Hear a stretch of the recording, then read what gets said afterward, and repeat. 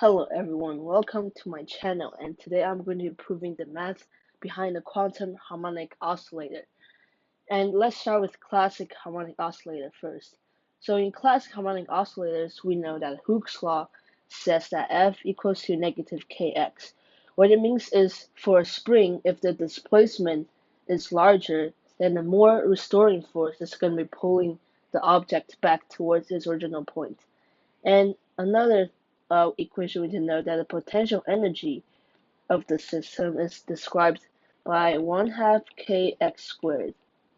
And also another thing we should know is that omega squared is equal to k over m. And why is that? We can just prove it briefly here. So we know that harmonic oscillations are usually a sine graph or a cosine graph. So let's just say that the position is equal to a times sine of omega t plus a phase change. So how do we know the velocity?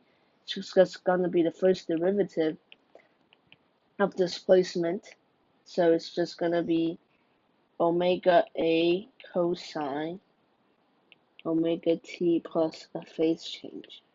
And the acceleration is just going to be negative omega square a times sine omega t plus a phase change. So now we can see that this a times sine of omega t plus the phase change is just x. So a equals to negative omega squared x.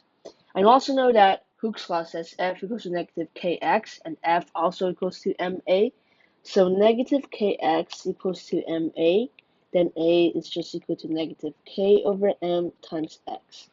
So we can see from here that omega squared is just equal to k over m. So now let's jump into the quantum harmonic oscillators. In a quantum harmonic oscillator, we basically have to plug in the potential energy of the simple harmonic oscillator into the Schrodinger's equation. So let's write Schrodinger's equation first.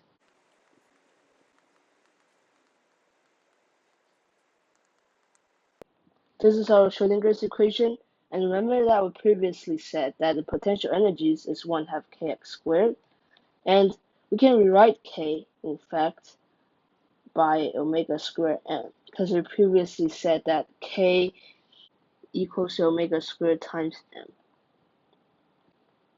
So now we can just write this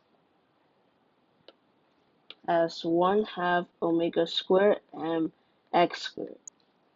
Now this is our new Schrodinger's equation, and it's very hairy, so I want to get rid of some variables. First, let's just multiply both sides by 2 over omega times h bar. So just multiply both sides by this.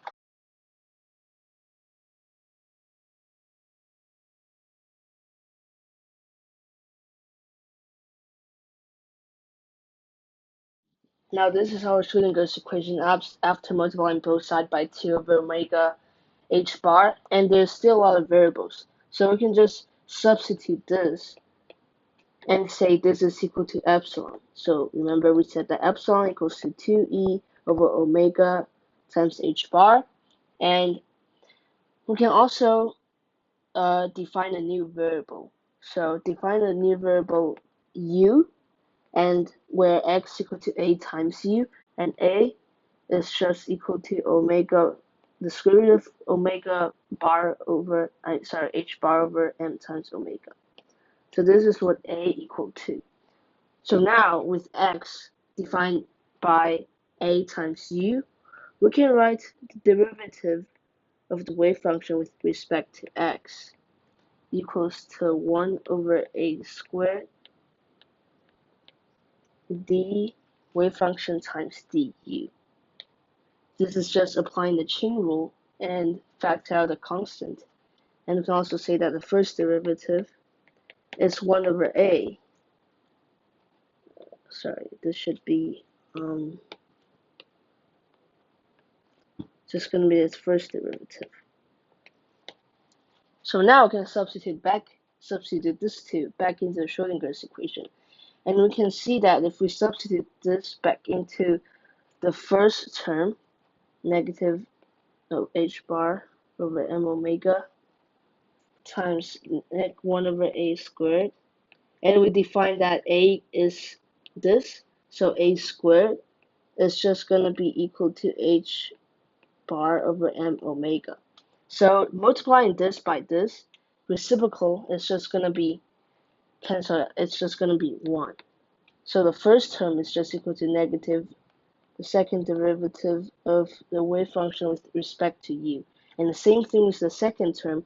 If we plug this into the equation, and x squared equal to a squared u squared, so you can see that a squared is just omega bar, h bar over m omega times u squared times the wave function times m omega over h bar.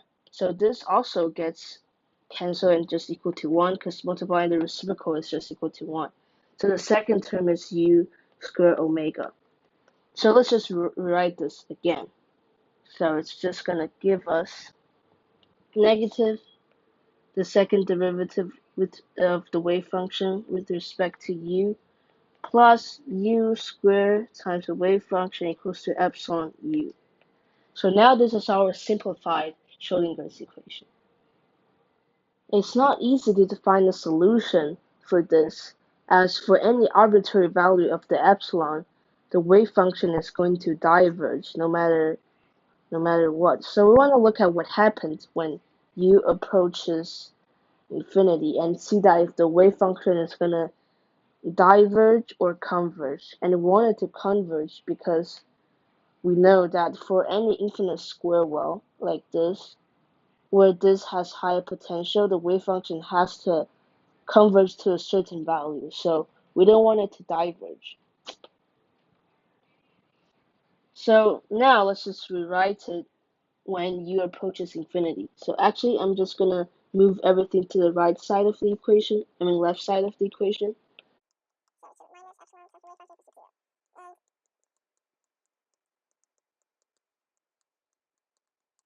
And if u approaches infinity, then this term is just going to be u squared. So if that's the case, if we're just looking at the term when u approaches infinity, it'll just be. So this is just our version of Schrödinger's equation when u approaches infinity.